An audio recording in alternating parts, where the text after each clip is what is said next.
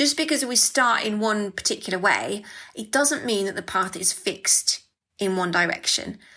And often it weaves and winds as we come up with new ideas or follow an interesting thread or discover a different way of doing things.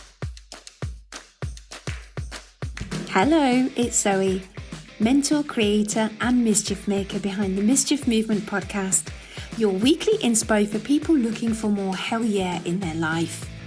I'm on a mission to help you rediscover that rebellious streak, find your confident inner badass, and stop holding yourself back from the amazing life that you're dreaming of. Why? Because I know what it's like to wake up one day and think, wow, this isn't the life I'd imagined for myself. But I decided to bring the fun back, get curious about the things that made me feel alive, and empower others to boldly rebel against the ordinary with me. And so the Mischief Movement was born. I've always loved the word mischief because it's cheeky, playful, and a little bit rebellious. And that's exactly what I hope this podcast brings to the table. Now I'm daring you to jump in with me. Are you ready? Let's go.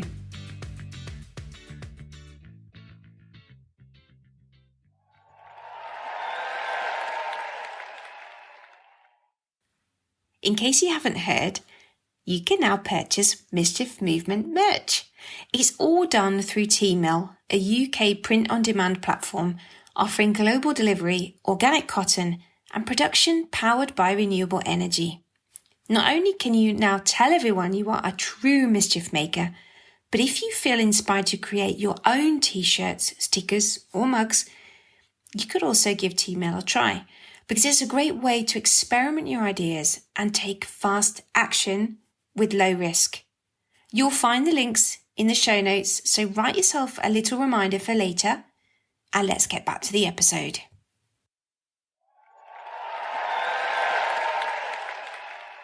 This week, I'm talking to you if you are trying really hard to create your dream life, but feel like you either don't know where to start or you're unsure where to head next.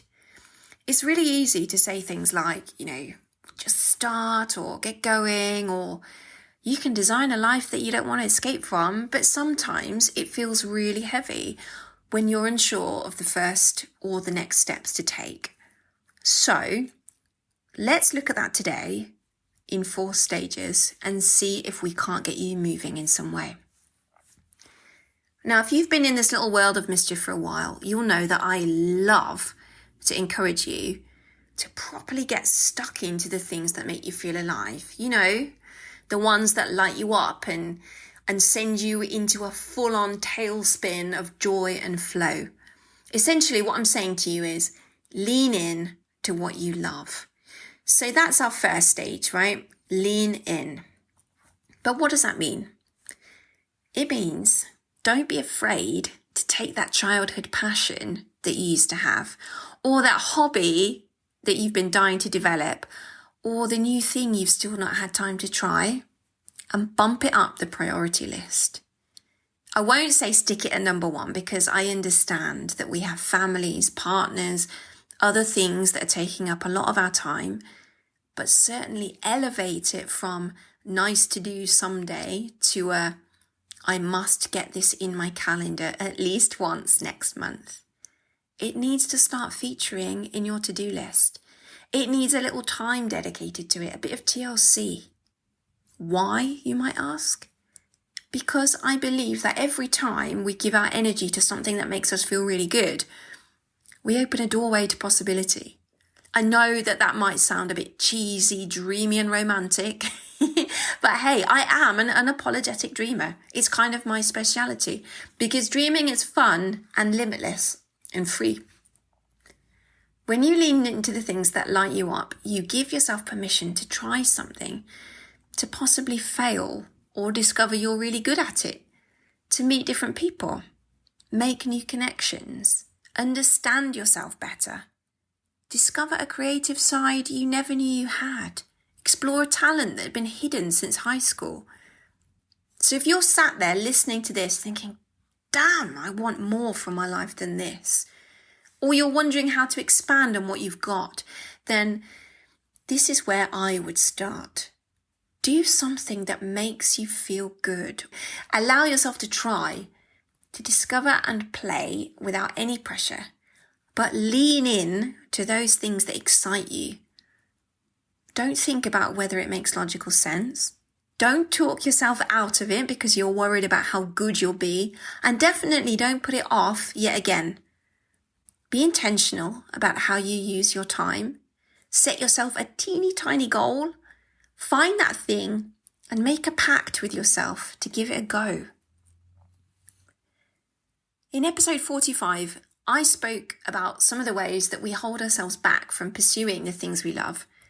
And one of those was not believing that it's possible for you, which often shows up in comments like, well, there's not much point, and well, if I had more time or money or friends, etc., then I could do it. I've come across a few friends now who acknowledge that they're really unhappy in their life or their job. They have some idea of what might be more fun, but they've bought into a belief that it's not possible for them to achieve anything with this interest that they want to spend their time on. To that, I would say, not everything you try has to be about turning it into a career. Don't assume that the end game here is to do something you love and then it will automatically become your job. Because I genuinely don't think that that's how it works.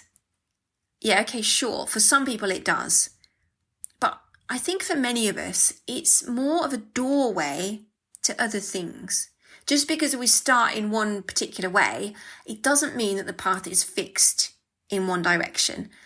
And often it weaves and winds as we come up with new ideas or follow an interesting thread or discover a different way of doing things.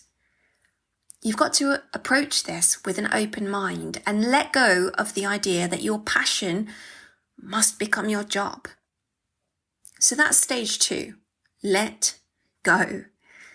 On paper, it often seems so cut and dry. Develop a hobby, get good at the hobby, monetize the hobby, and then the hobby becomes your job. No, let go of that idea. Try this one on instead. Develop a hobby. Don't worry about whether you're good at it or not, but pursue it for as long as it sparks joy. The hobby becomes a springboard into other hobbies, other groups of people, other jobs, or even other locations. More doors open and opportunities flow to you seemingly out of nowhere until you land in a different place altogether, something that you could never have predicted, but that attracts money, connects you to the right people, and brings you copious amounts of joy. It's really hard to let go of the outcome because society tells us we need a goal and a plan and we make things happen. But letting go means still showing up for our dreams, just without all the pressure of having to arrive in a certain place at a certain time with a certain result. I feel like this is where that saying about enjoying the journey is especially true, and this approach lends itself to embracing the journey so you can stop stressing about the destination and get on with living in the moment. If you're a small business doing things differently, an independent brand disrupting the status quo, or simply an unconventional, adventurous individual looking to make more of a positive impact, I'd love to hear from you so we can share your story or create some amazing sponsorship opportunities together. I'm always open to collaborations too, so DM me on Instagram at the Mischief Movement.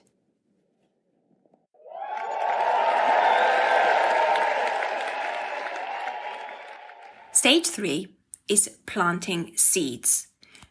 I read an email last week by a guy named unravel. I don't know if I've pronounced that right, but he's the author of Awaken Your Genius and Think Like a Rocket Scientist.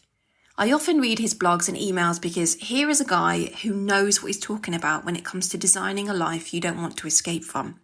He literally started from the most humble beginnings as a boy growing up in Egypt, dreaming of astronomy, and ended up with a career in the USA working for NASA. Now he writes about how to turn your dream life into your real life. It's really quite inspiring. Anyway, in this particular newsletter, he was talking about how, as a result of publishing his second book, someone then invited him to be a keynote speaker at their event. She then brought him back to speak at subsequent events. that she ran. And she also bought 1,000 copies of the book for the attendees, which blew his mind. And he said, the results I'm seeing now are because of the seeds I planted years or sometimes decades ago, not months ago. This realization runs counter to the Amazon Prime culture we live in. We crave quick, tangible results delivered right to our doorsteps in 2 days or less. But reality dances to a different beat. There's no cause and immediate effect. It's not linear, it's messy, and it's often invisible. The defining moments of our lives often result from the silent work we do, the connections we make without realizing them, and the value we provide with no expectation of immediate rewards. Say you keep a journal of ideas, sparks of inspiration recorded in a personal notebook.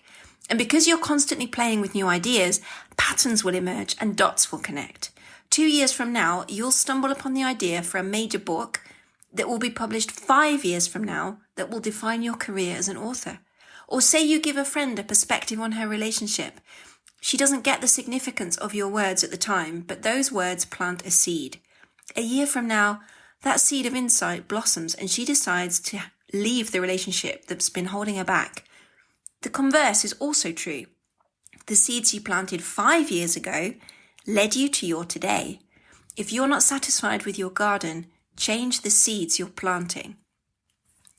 He finishes with a challenge to the reader to plant seeds without knowing exactly when or how they will sprout.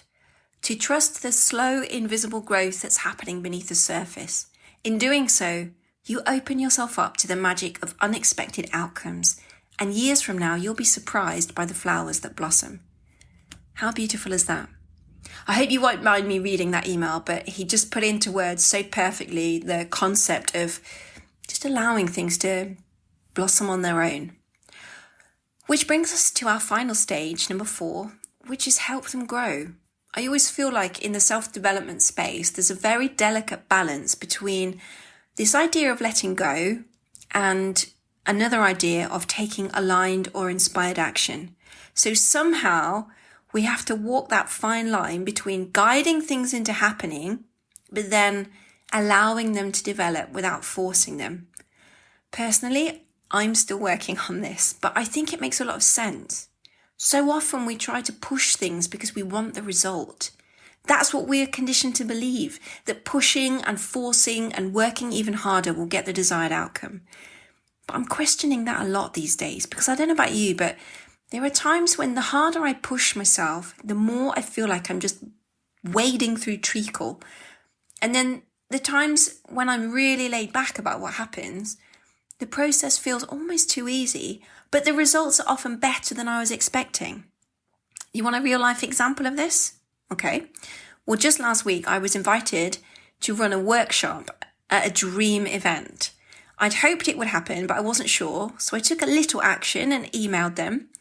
And as I wrote and sent it, I reminded myself that things would all work out in the way they were supposed to and not necessarily in the way I expected them to. I allowed myself to hope for the best, but I also prepared myself for a no and remained open-minded about the outcome, knowing that whatever it was, I could always still go to the event as a participant, and in any case, something else equally amazing could also come up instead. I'd been sowing seeds since 2021 by showing up, bringing my enthusiasm and delivering on my promises. In the end, I got not only a yes and a firm offer to lead a workshop this year, but was then contacted by someone else involved in it to do a separate talk for them. To return to the seed analogy, planting anything requires a little nurturing, and that can also be said of relationship building. Treat relationships like seedlings that need watering, that need a bit of sunlight and the right temperature. Plant them without too much expectation, help them grow, and with a little patience, you'll see the fruits of your labour. So if you're struggling and your idea of what life should look like doesn't quite match your reality yet, stick with it, play the long game, and remember the 4 phases I mentioned today. Lean in, let it go, plant the seeds, and help them grow. In fact, download this episode and save it to your phone so you can remind yourself if you do find yourself wading through the treacle like me. Anyway, I hope you enjoyed this one and feel free to let me know via Instagram if it resonated with you. I'll catch you next week, where I'll be sharing my latest conversation with a most unusual artist and his love of cars. I'll see you then. Well, I hope you loved today's episode and it made you think differently, or perhaps nudged you into changing something in your life that's not working for you. I'd love to give you a shout out right here on the podcast too, so let me know what you think, what you'd like to hear more of, or how you've been inspired to take bold action. Let's keep in touch over on Instagram at the Mischief Movement, or click the link in the show notes to sign up to my Mischief Mail newsletter, where you'll get exclusive insights on upcoming episodes and your chance to submit questions to future guests. But shh, don't tell anyone, it's our secret. Please keep spreading the word about the podcast. You're doing such an amazing job, and I'm also super grateful for your 5-star ratings on Apple Podcasts or Spotify, which seriously help my mission to inspire and empower more people like us to choose mischief over mediocre. Have a great week and keep making mischief. Ciao!